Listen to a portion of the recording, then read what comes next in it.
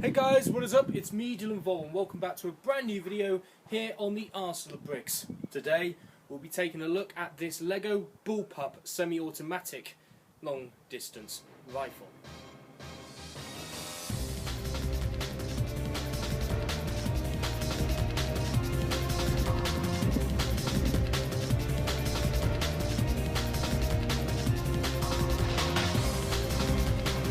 And here is the LEGO gun in question. And before we do get onto any of the testing, allow me to give you a brief overview of the LEGO weapon, as well as giving you a quick demonstration on how to load.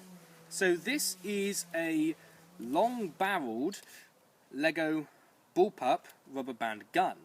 Bullpup as in the mechanism and the actual action of the gun that propels the rubber bands is stored well behind the trigger. This is semi-automatic and its magazine capacity is 3. It's also got a bunch of rails for sight and rails for a grip down here, as well as 2 handguards on the side. Loading it's very simple, but it does take quite a bit of time. So if you have a look, you see these 2 little bits at the end that keeps the rail in its solid place. What you need to do is twist these out like so.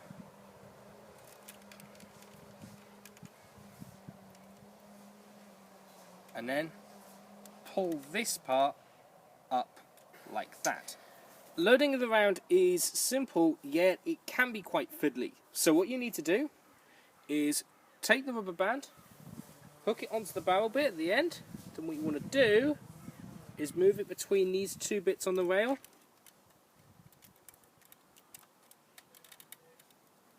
And then once it's past this part here, you can then put all the way over, making sure the gears can't go any further forward and that the gears are fully blocked by the trigger. And then as soon as you're ready, clip that round. Congratulations, you've loaded a round. All you need to do next is then get this orange part here, turn it all the way around, then pull the trigger, and there you go, you've loaded a round. Once you've loaded all the rounds into the gun, all you need to do is place this back into position. You see these 2 blue bits that I told you to push out?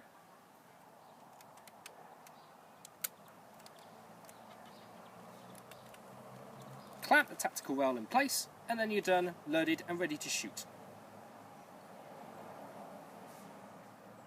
And now without further ado, it's now time to do the range test.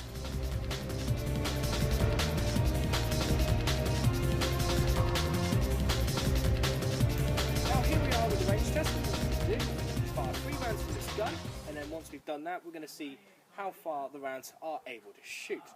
So, let's kick things on with test number 1. Here we are with test number 2. And here is our 3rd and final test. So, what we're going to do is we're going to go down there right now, and we're going to see how far this gun has been able to shoot the rubber bands.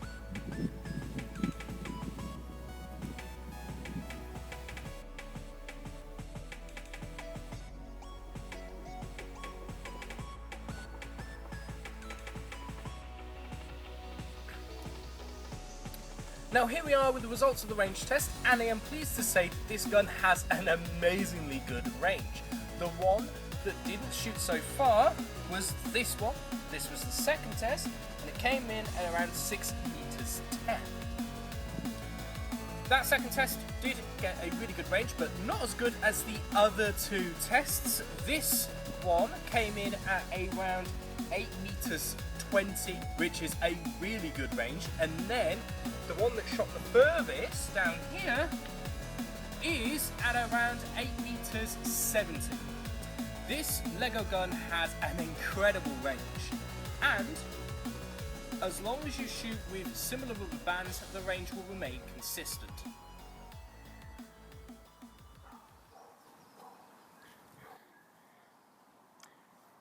This gun has an astonishing range and is probably the furthest shooting of my LEGO rubber band weapons. However, this amounts to absolute jack shit if the gun can't hit its target properly.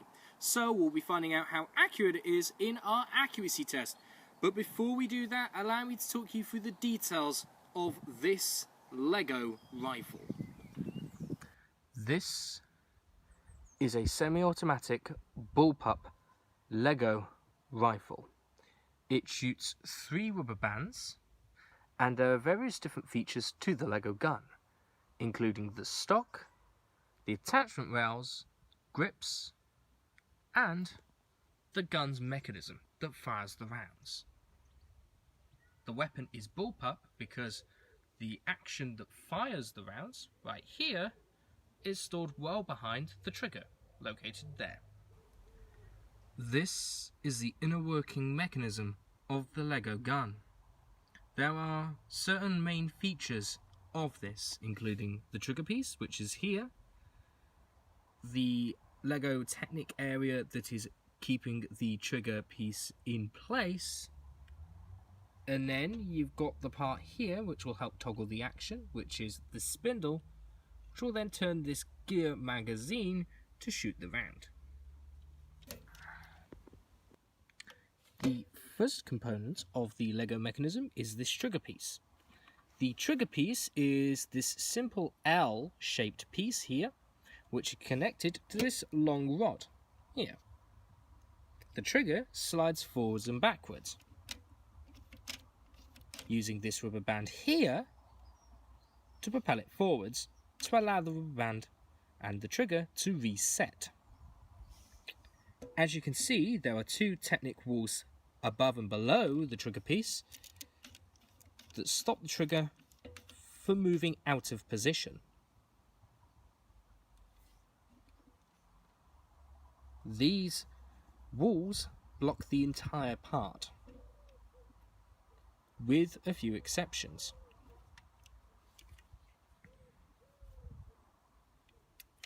As you can see down here, the Technic wall ends up a little short on this side, although it finishes to the end on here. This is to allow this extra piece to be able to move around and be put into its position. As you can see, as I pull the trigger here, this piece kind of moves around like a mechanical arm. When I do that, it moves this piece here, and this piece will help in allowing me to move the spindle in a semi-automatic fashion. As you can notably tell, the spindle is what operates these gears. This gear shoots the round, and this spindle here is connected to this gear. Here, when the spindle moves that way to fire around, this gear will turn this way, and that gear will turn the other way. And then this gear will turn in the way the spindle was moving. However, as you can probably tell, this gear moves more gradually than this gear, meaning I can load multiple rounds without too much issues. Right, here's just a quick little look on how the shooting mechanism works if there weren't any walls in there. So, of course, fingers on the trigger, rounds loaded in the spindle, so turning it around the first time, there you go. You see the arm moving to kind of allow the thing to pass, but then you can see that the spindle won't turn around. So if I demonstrate that again, so I'll twist this round, pull the trigger to load the round in. What you may notice is I can hold on to the trigger, it's not moving at all. It's going to be forced to stay there until I release, and then when I'm on my final round, there you go, it's fired. And of course it's kind of going limbo until I load rounds in. But that's kind of how the mechanism works. Not the best of pictures, but it should give you a good idea if you are planning to recreate it. Now it's time to talk about the rest of the gun. What you may notice here is there doesn't seem to be anything here. That's because this piece that is slotted here can be removed like so. The reason for this feature is so you can see how well in shape your rubber band is and possibly try and put it back into position. Although, I must warn you, may have to remove certain LEGO pieces before you're able to do so. It is good for inspection's sake. Because of the pieces down here, it is easy to slot on, like so, and it is easy to remove additionally. This is an attachment rail, which is used for your optics that you want to attach to the gun. For example, this optic, which can be slotted on the gun, like so. This is a simple red dot optic. Attaching the rail is very simple. As you can see, there are little pins here made out of LEGO Technic. So, all you need to do is, you may notice that attached to the tactical rail are these Technic arms. All you need to do is twist them like this, perhaps pull them apart and slot the attachment rail over the gun like this.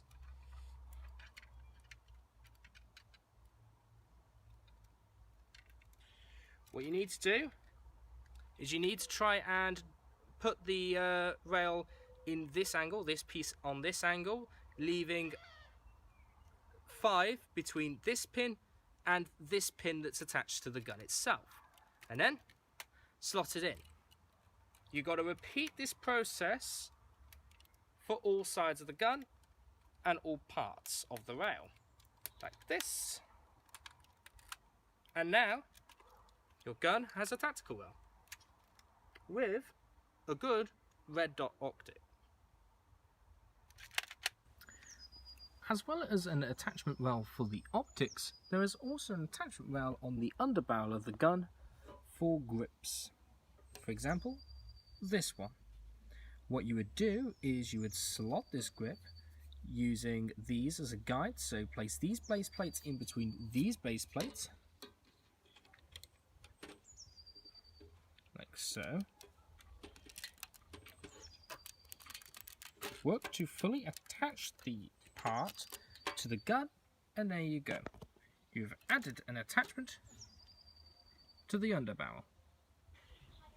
Here is an example of an attachment for this LEGO gun. Nothing too crazy, just a vertical foregrip that attaches onto the underbarrel, as I've shown you before. Very nice way of keeping a stable grip. Although what you can do is you don't have to have a vertical grip. You can have a underbarrel launcher or an underbarrel pistol underneath the gun, but this is just a good example to show you what you can do. Another feature to these guns are these hand grips that remain on the side of the weapon. There is space in LEGO Technic pieces to allow these to stick onto the gun, one on each side. Sticking them on, very simple. So what you do, grab this piece, line it up like this to attach it. All is well. The grips are attached to the gun, like so.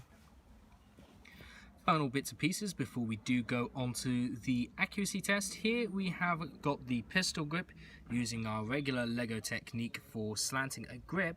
We have got a little bit of extra detail using these cheese slope pieces and these flat LEGO base plates. On the other end we have the inverted slopes and inverted long slopes here to kind of allow for a little bit of smoothness when it comes to this trigger guard. The trigger guard is a fully Technic trigger guard using various different shaped beams and rods to keep itself being sturdy. The stock of the gun itself is plainly simple. You can't do too much with the stock because some of the stock does house the mechanism needed to fire the gun. However, on the back it is just a simple flat piece with these sets of LEGO studs on the bricks. This is to be able to store the back pad on the stock like this, which one helps extend it and also make it a little bit more comfortable and natural to use. Sticking it on, very simple, just like you would any other LEGO brick. Boom, and you're done. In terms of presentation, we have done flat lining of the LEGO bricks. Again, as per usual, we've used LEGO Technic base plates to smoothen out the top of the gun. Here you've got a ridge on the top like this, and then the sides are one base plate lower. Here you've got a little slot down here, a little groove, that houses the rubber bands in snugly. Using these base plates, smooth base plates one level higher than these base plates, allows me to achieve this effect. The final piece to this puzzle of this LEGO gun is this barrel piece. You've got these sets of LEGO Technic bricks that will have one at the very back end being a cross-shaped brick so that the thing remains in a single direction. We're doing a similar technique for this one, where we use the cylindrical LEGO bricks to achieve the barrel-like effect with this little bit to help us hook the rubber bands on to allow for ease of shooting. And this is what the barrel will look like when it is slotted into the LEGO gun. Now I'm going to give you a detailed view on how to load this gun. Loading this gun is very simple, however it is quite convoluted and there's a lot to get used to. So as you can see with the attachment rail, you've got these two little pins that connect it. What I want you to do is twist these out as thoroughly as you can. Okay. I can now do that with the attachment rail, which makes it a hell of a lot easier to load. Then what we need you to do is, before you start loading, you'll see this orange piece here that's connected to the spindle. Move this as further as you can anti-clockwise. Once you can't move it any further anti-clockwise, what you're going to do, take a rubber band, and it's up to you in which way you do it. You can start it off first by going in. So what you may see is this gear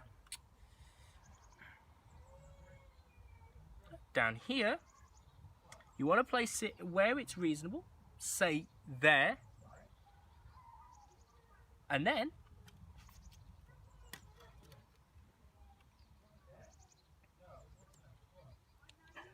you take the rubber band down, and then when you get to here, what's happening is the attachment rail is blocking the way, so what you need to do is guide it through, then take it down and hook it to this barrel piece at the end. Then what you want to do is take this orange piece, turn it clockwise, and then pull the trigger until you've got an empty chamber. Then the alternative way of doing it is you can go grab the rubber band, hook it onto the barrel first. You would still need to guide it through the attachment rail, and then in a similar position hook it onto the gear. Once you have done loading as many rounds as you want, you could probably load 4 onto it. I wouldn't advise it any more than 4. I personally prefer 3. What you then do, take this rail, clip it back into position like this so that you can't move it up, and then funnily enough you're ready to shoot. Hold the gun as you normally would and pull the trigger. Just like that. So this gun has got a host of awesome features. However, all of this will prove useless unless I can get this gun to hit the target. With that in mind, let us get on to the accuracy test right now. Let's go.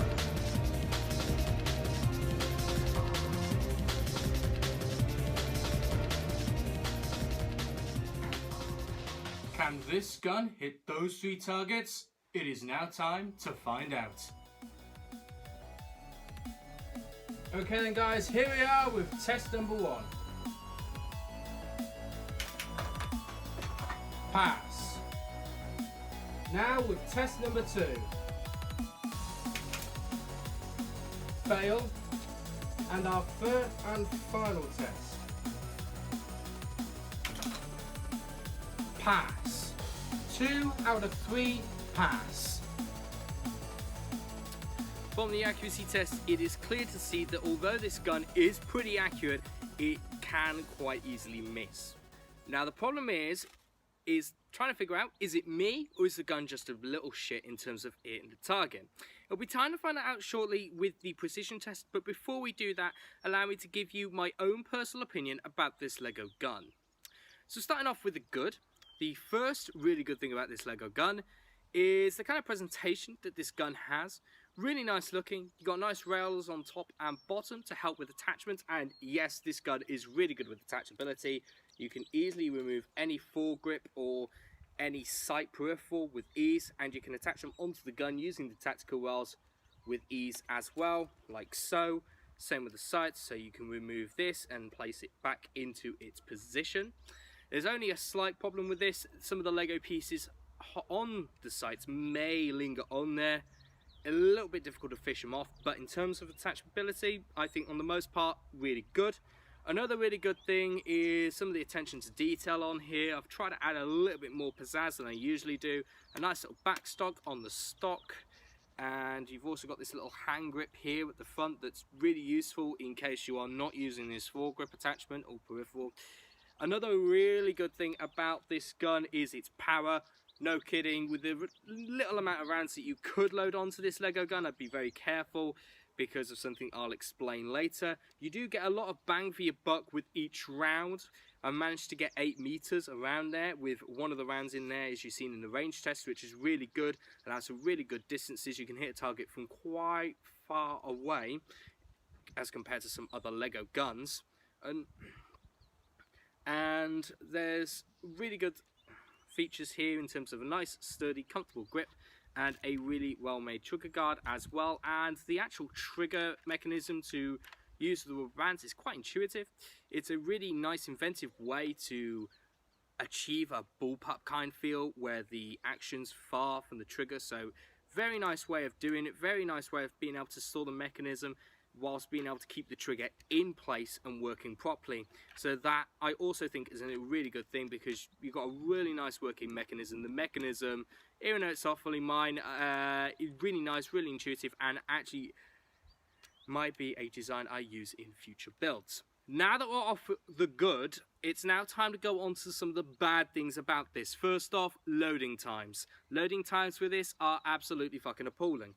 One of the biggest issues is you've got these blue pins on here. You've got to pull this out from the attachment rail, being careful not to actually pull part of the rail off the gun. So you've got to really hold it in place and then lift it up. And even then, it's really fiddly. You then get the rubber band and then you have to end up feeding it through, grabbing the right fingers, and then you've got to try and fumble and getting it in the right place of the gear so it stays in place and it doesn't shoot off by mistake. And I've had that happen to me quite a few times, which is really, really not good. And then afterwards you've got to clasp this thing in and then shoot. Really long, convoluted loading process that I really could have done without. The rest of the gun is really nice, so it kind of makes up for it, but loading is one of the worst aspects of this LEGO gun. Another really terrible aspect is how everything starts to fall apart after a few shots. Not as much as some of my older builds, but it's still a little bit of a problem. Just clasp everything down as per usual. Another really bad problem is if you get rubber bands that are too big and too powerful, or you load too many on, what tends to happen is this gear tends to kind of stick out a bit. If this gear sticks out a bit and you pull the trigger, this gear will kind of blow off from the gun, and this gear will kind of go spinning on its own, making this kind of auto fire. You then have to replace the gear, otherwise you can't load or shoot the gun properly, unless you are perfectly fine with holding the gear and then releasing it to fire a round, which I know most people aren't. Another really bad thing is, despite its really good stability, if you do break this LEGO gun or you do fall, you end up losing very small pieces. Not too much of a bad inconvenience, but enough for me to be able to notice. All in all, my opinion is this is a really good gun despite its drawbacks. This is not a gun that you would probably use in a LEGO war. It has got a really good range, or Nerf war or something like that. It's got really good range, really good power, pretty good accuracy, but the problem is you're spending way too much time loading it. It's not worth it unless you want something, a nice little fun plinker. And with that in mind, it is now time to go on to the precision test.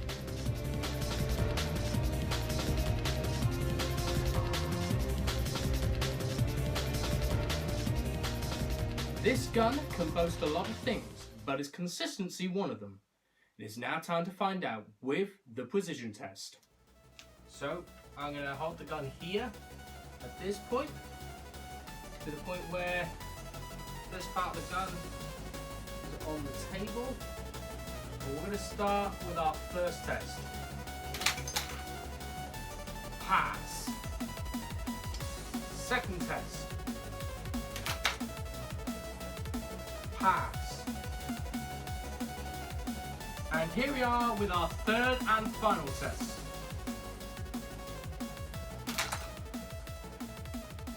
Pass. All three pass. Now, from the precision test, it is quite clear to see that despite this gun's flaws, it is very consistent, meaning that yes, it was a bit off with the aim, so sights may not be perfect with this gun, but in terms of actually hitting the target, this gun will seem to do it, and with great power too. And that's it for today's video. Now, if you like the video, give it a like, and if you want to see more, click subscribe. And of course, next time, it'll be high noon, because we'll be showing you this LEGO Revolver. Now, thank you guys for watching, and of course, keep on building.